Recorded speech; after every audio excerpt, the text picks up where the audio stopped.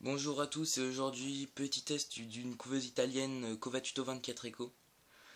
Donc parce que j'ai pas trouvé tout simplement de test en français. Donc pour tous les Français qui cherchent une couveuse comme celle-ci qui est un bon intermédiaire.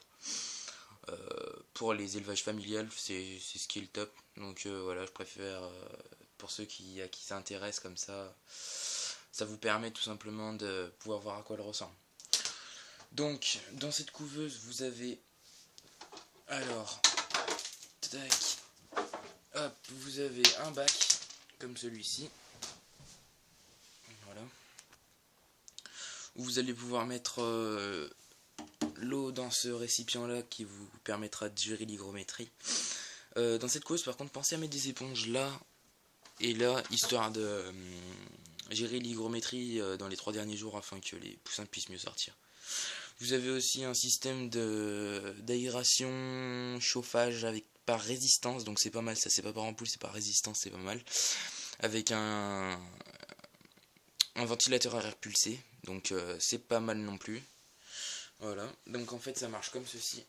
C'est une couveuse semi-automatique qu'on peut rendre automatique par le biais d'une tirette que je vous montrerai plus tard dans la vidéo. Donc en fait ça marche comme ceci. Tac. Vous mettez vos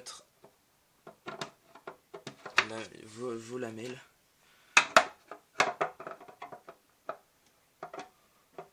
Hop. Voilà, et en fait tout simplement vous allez donc on vous en met plusieurs car en fait cette couveuse permet de mettre plusieurs types de en fait de tout volatile.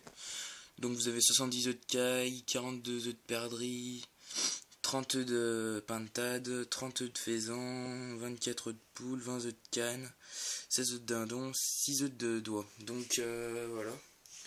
Donc à l'intérieur de la boîte vous trouvez ceci.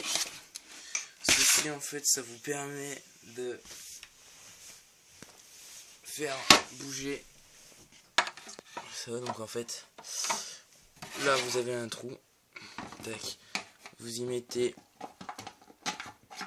votre tirette qui va se retrouver hop là, tac, là. Et en fait simplement à cet endroit là il va falloir mettre un boulon comme celui-ci qui est fourni avec bien sûr. Hop. Donc vous le mettez à cet endroit ou à cet endroit. Comment est-ce que ça va marcher ce machin? Voilà. Il me semblait aussi, donc vous pouvez le mettre à cet endroit. Donc vous le mettez au deuxième là. Carrément enfoncé dedans, c'est tout fait pour. Hop, et après vous n'avez plus qu'à visser. Voilà. Hop, encore un peu. Voilà, c'est vissé. Après il vous suffit de prendre la tirette, de mettre vos œufs. Et par le fait en fait de la tirette, vous allez pouvoir faire un retournement comme celui-ci en fait, et les œufs tournent entre les deux lamelles. Et pour un retournement automatique, donc la couveuse peut se servir d'un retournement automatique. Donc voilà, le système, c'est un berceau de retournement en fait, ou tout simplement vous pouvez mettre sur la couveuse ce moteur là qui vous permet de rendre votre couveuse totalement automatique, autonome, hormis l'hygrométrie. Donc ensuite en fait vous avez cette partie là, donc chauffage résistance, je reviendrai pas dessus, qui se met là-dessus, voilà, et ça vous fait votre couveuse. Pour alors oui, il y a plusieurs points négatifs quand même sur cette couveuse, donc la gestion de l'hygrométrie qui était très dure à gérer, donc c'est assez embêtant, c'est assez embêtant.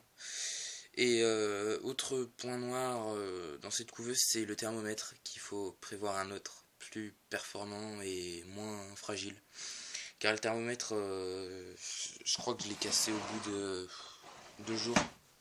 2 jours d'incubation, en fait, il est très très très fragile et pas très précis.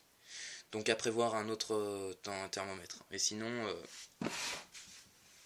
cette couveuse est tout à fait réglable en fait d'ailleurs, car toutes les volailles n'ont pas les mêmes températures au niveau des œufs, donc là vous pouvez gérer la température avec cette tirette à l'aide d'un tournevis, et là vous avez le voyant qui s'allume quand la couveuse est chaude et quand on peut la mettre. Prévoyez une journée de mise en route avant de mettre les œufs quand même, parce que pour gérer la température, histoire de bien être sûr, de temps en temps, toutes les heures, vous allez voir et vous gérez la température. Voilà, donc c'est ce que j'avais à dire, c'est le plus important. À bien faire attention de laisser les poussins une journée dedans afin qu'ils sèchent aussi. Et ah oui, autre gros point noir de la couveuse que j'ai vraiment oublié de dire, et que c'est vrai que dans les versions anglaises ou allemandes, ou italiennes même, dans les vidéos, ils nous disent pas, c'est que le gros point noir aussi, c'est que vu que les poussins sont très autonomes, ils peuvent passer par-dessus en fait, tac, tac, et tomber. Et c'est arrivé plusieurs fois, et quand c'est cet endroit-là qui est ouvert, et ben ils tombent directement dans le récipient d'eau. Donc à prévoir une tirette, une petite comme ça à mettre là, vraiment c'est important, parce que sinon c'est vraiment trop dangereux pour les poussins tout simplement. Donc voilà, vous mettez quelque chose comme ça les poussins ne tombent pas, et puis vous êtes rassurés vous-même, et les poussins, il n'y a pas de casse. Après l'éclosion c'est quand même con. Donc voilà. Donc j'ai fait le tour de cette présentation de la couveuse. Donc j'espère que ça vous aura servi, une version française, parce que c'est vrai que moi j'ai pas trouvé sur YouTube ou sur Dailymotion. Donc merci du bon visionnage, et à bientôt.